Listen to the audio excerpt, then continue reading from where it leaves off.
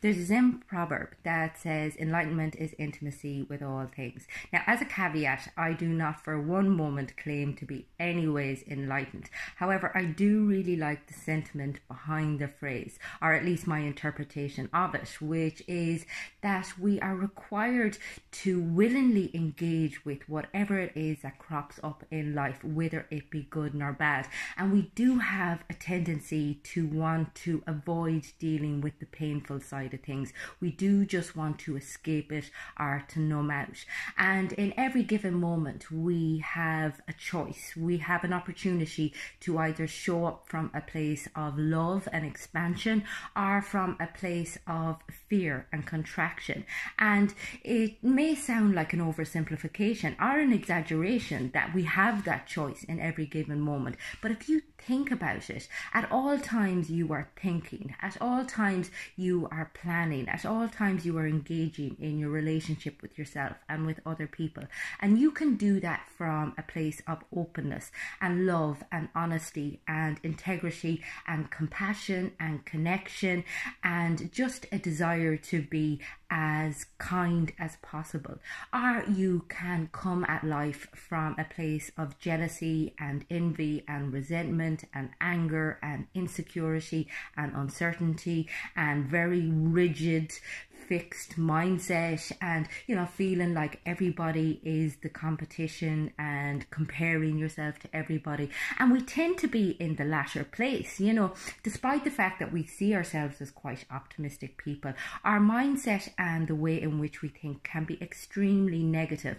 And I truly believe this isn't our innate way of being. I feel that we all have capacity for love and forgiveness and compassion. And it's just the world that we live in that is fucked up, you know, and we have all of these ideas fed to us from a very early age that everyone else is our competition and that we need to be superior, otherwise we're inferior, and we need to be wary of other people, and we need to keep our hearts closed and protect ourselves. And, you know, things happen throughout our life, various experiences that very much impact on our capacity to be vulnerable and to be very open about our authentic experience and who it is that we really are and what it is that we stand for. And we conform and we, you know, kind of mutate into what it is that we feel other people desire from us.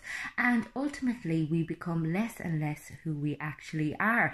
And it is so extremely difficult to sustain any level of self-worth when you're not actually being the person that you were meant to be or that you were born as. You know, if you are always putting on personas and masks for other people, then of course you're always going to feel lost. You're always going to feel adrift. You're always going to be chasing the next thing in order to continue to secure that acceptance and that feeling of other people liking you and you liking you, because it's all conditional. It's all based on how you look, what you achieve, what it is that you bring to the table in your relationships, in your workplace, and it's just never ending, you know.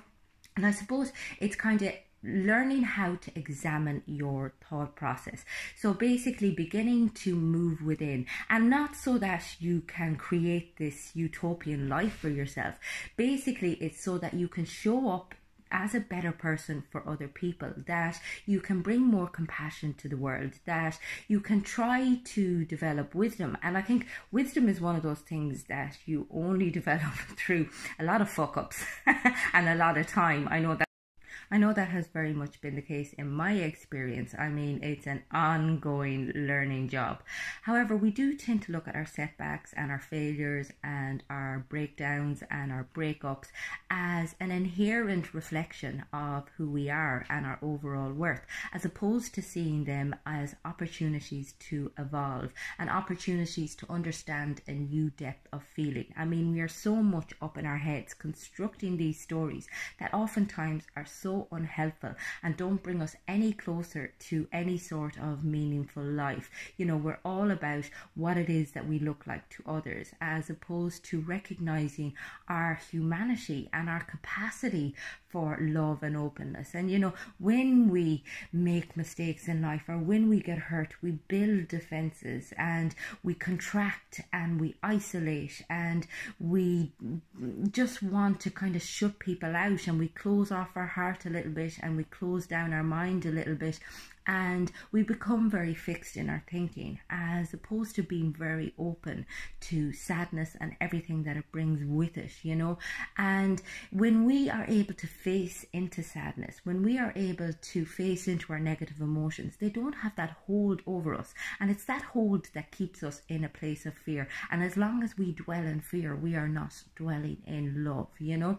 And it's about being able to transcend that fear and that need to shut yourself off and come and meet your sadness and whatever it is that happens in your life with imagination and curiosity and hope and faith. I know one thing that I have found so powerful in any of the times in my life when I have struggled is a capacity to find faith in a better tomorrow and in something greater than the pain that I was actually experiencing. And I think everything becomes, well, I know anything that's awesome or anything that represents love to me becomes more salient and becomes so much more apparent when I'm in a place of sadness. It's like all of a sudden nature kind of brightens up a little bit for me, and I become very aware of the sky. I become very aware of the sunrises and the sunsets, and you know, kind of the animal movements and all of the greenery around me. And I think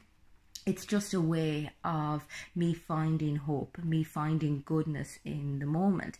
And whatever it is that works for you, find it and continue to use it. I mean, that's just what happens for me. Whereas we all have our own ways, we all have our own individual manner of creating hope, but we need to find some way of doing it, because otherwise things are just bleak and it's just dark. And it's about every moment making that choice. How can I find love in this given moment?